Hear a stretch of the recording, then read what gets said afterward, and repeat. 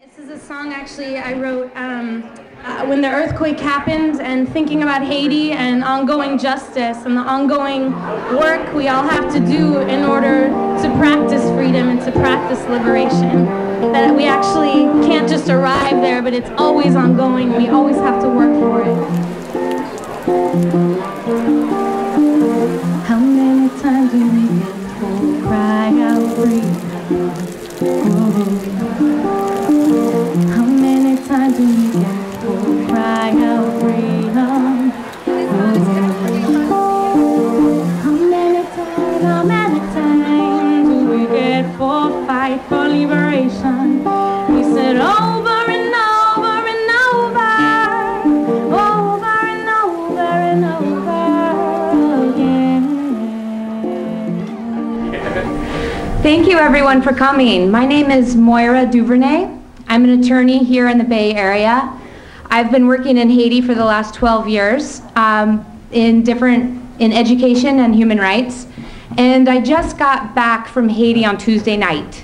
And I was there with a team of lawyers and psychiatrists identifying the most extreme cases of individuals who we hope may qualify for humanitarian parole into the US. And I just wanted to let you guys know that, and I'll be available tonight if anyone wants to come and talk to me about what's going on right now in Haiti.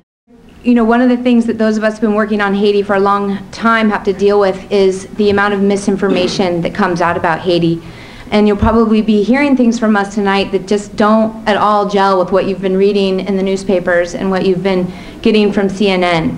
And that has been a long tradition with Haiti. It's a constant struggle to try to break down those myths about Haiti and the awful image that the international media continues to deliver. And part of the work to try to combat that image is bringing down members of our community to go to Haiti and to learn for ourselves. The one message that I want to bring back from Haiti this week is that, unfortunately, you can't see the relief effort. It's just not visible. And the situation is, you know, there are no words to describe the situation. So if you want to hear more about that, I'd be happy to talk to you about that, the conditions of the camp, the conditions of the center of town, and the conditions of people's lives. But I want to stress that the organizations that are here today are on the ground, and what they are doing is visible. And I didn't see the Red Cross. I'm sorry to tell you, I just didn't see them all week. But I did see the BAI in action. I did see Partners in Health in action. And I did see the groups that are being funded by the Haiti Emergency Relief Fund in action. So I think that we are in very good company tonight. We have the right groups here, and I want to thank everyone for coming. Thank you. The presentation from Mario Joseph is the most important thing for us to hear. The work that he's doing, the knowledge he has about what's happening on the ground with the grassroots, the people that he's been working with us for so many years, and that's part of what I was there for. But I was in Haiti because I am chair of the Haiti Emergency Relief Fund, and I was there to meet with people. And Mario had set up meetings with various folks, victims of abuse, victims of crimes by either government or crimes by the UN that we were documenting and talking to folks. Victims of the oppression that comes from the desire to exploit Haiti.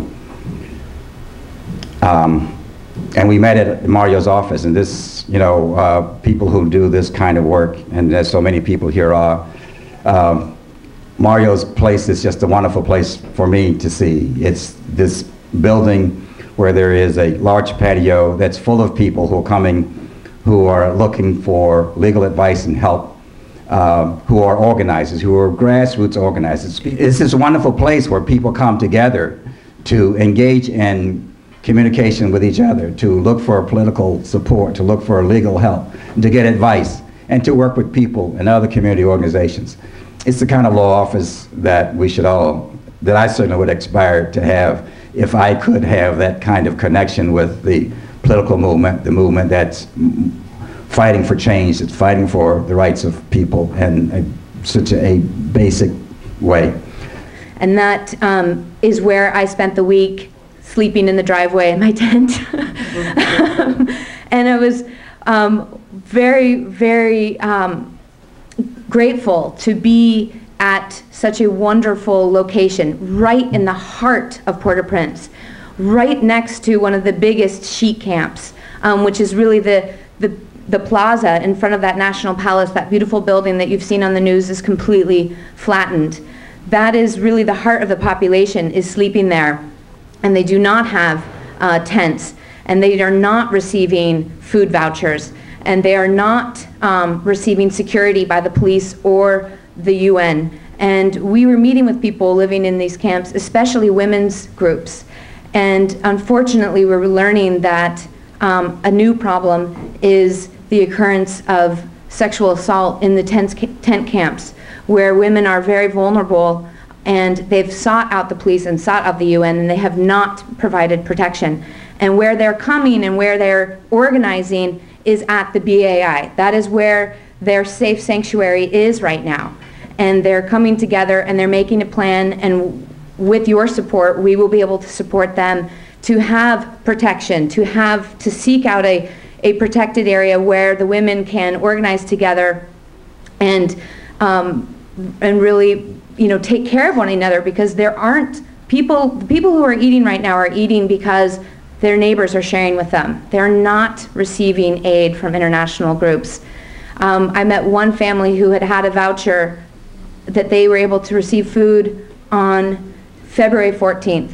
That was the last time they received food, and they were given another voucher, and that was for March 15th.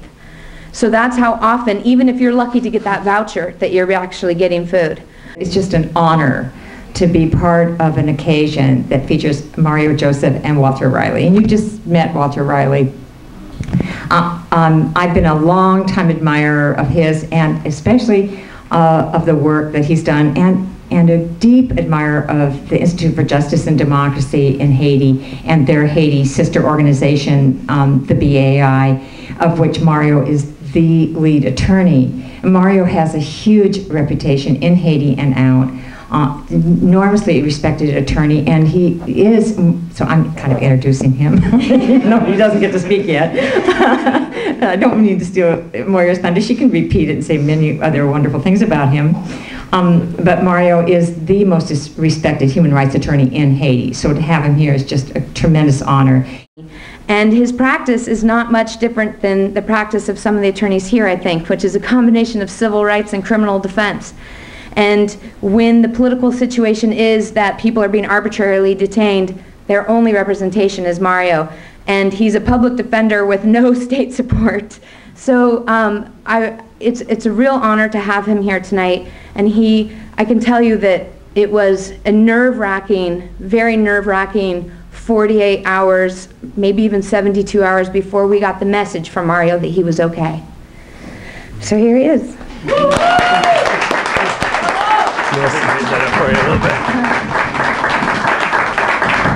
Merci. Bonsoir tout le monde.